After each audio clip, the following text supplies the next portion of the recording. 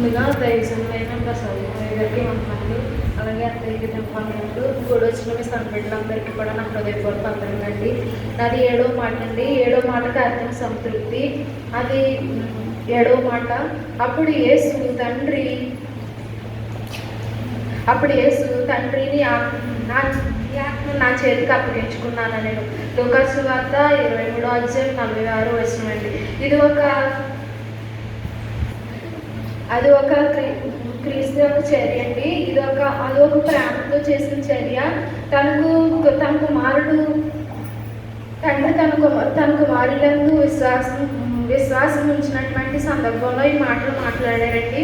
ఇది తన కుమారులందు అందించడం మనం ఎంతైనా సమంజసం.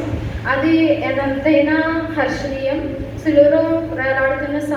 ఆయన సిలువ వేలాడుతున్న సమయంలో కొన్ని మాటలు మనం అందించారండి. తండ్రి అనే మాట 7 మాటల్లో 3 సార్లు పలికారు. 7 మాటల్లో 3 సార్లు పలుకుతున్నప్పుడు ఆ 3 మాటలు ఏంటంటే 1వ మాట, 4వ మాట, 7వ మాట అండి. ఫస్ట్ మాట, తండ్రి వీరేం చేయించున్నారు, వీరు ఎరుగని కనుక వీరిని క్షమించమని అన్నారండి. 4వ మాట, నా దేవా నన్ను ఎందుకు అన్నారండి. 7వ మాట, అప్పుడు యేసు తండ్రిని చేతిని ఆత్మను అప్పగించుకున్నాను నేను. ఈ 3 మాటల్లో కూడా దేవుడు మాట్లాడిన 7 మాటల్లో ఈ 3 మాటల్లో తండ్రి అనే మాటను బట్టి ఖచ్చితంగా మాట్లాడారండి.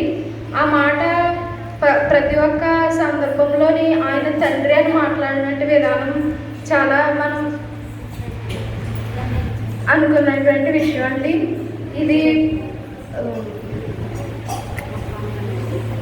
అప్పుడు తండ్రి ఒక అమూల్యమైన రక్తమునది చిందించారండి. ఇది తండ్రి యొక్క మాట అంటే నిష్కలంకమైన రక్తం, అమూల్యమైన రక్తం అండి.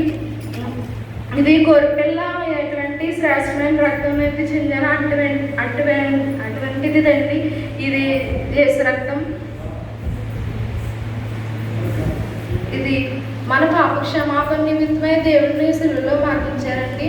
అది ఆయన ప్రాణం విడిచినప్పుడు కొన్ని మాటలు మన ముందు ఉంచి వెళ్ళారండి.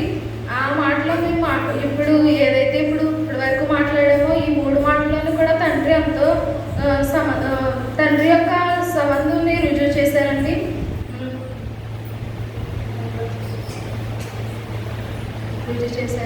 తర్వాత తండ్రి యొక్క ముఖ్య ఉద్దేశం అక్కడ ఆయన సంతృప్తి అవ్వాలండి. అక్కడ సంతృప్తి విషయంలో మనం ఎంతగానో దేవుని పట్ల ఒక రక్షణ పొందిన వారమైనప్పుడు మనం ఆయన నీతిమంతులుగా ఎలా అయితే జీవించారో నీతికరమైన జీవితం మనకు ఉండాలండి. అలా చెప్పి దేవుడు ఆ ప్రాణం విడిచారండి.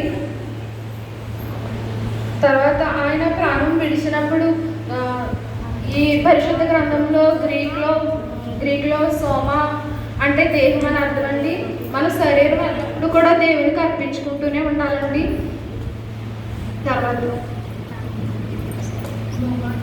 తర్వాత న్యూమా, ప్రాణమును మనం గ్రీక్ భాషలో న్యూమా అని అంటారండి.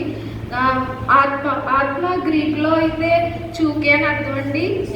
గ్రీక్ మాటలు మన పరిశుద్ధ గ్రంథంలో గ్రీక్ మాటలో రాశారండి.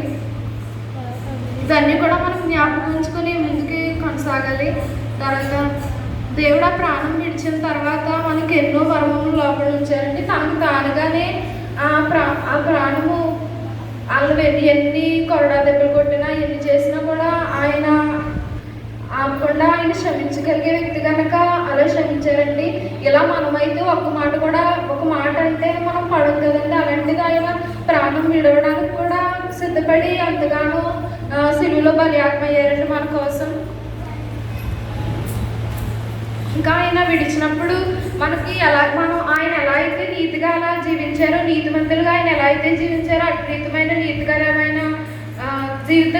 జీవితం మనకు కూడా ఉండాలండి. అట్టి రీతిగా మన అందరం జీవించాలండి. చిన్న మాట